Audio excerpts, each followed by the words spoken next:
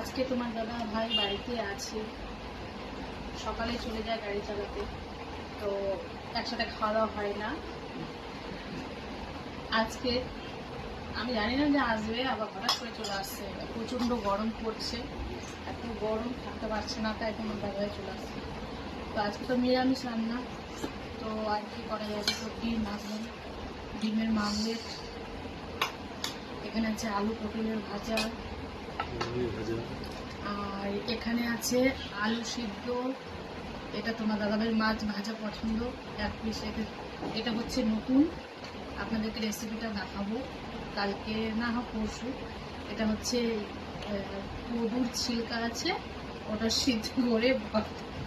আর এখানে আছে প্রচুর ভর্তা, আর গরমের দিন লেবু না খেলে হয়।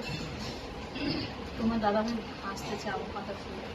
আর আছে সাথে ডাল, মুসুর ডাল পাতলা করে।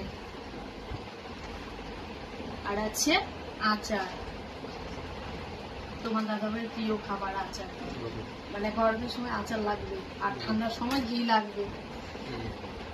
আর মাথার টাকলো করে আসছে, কি বাজে লাগছে দেখতে।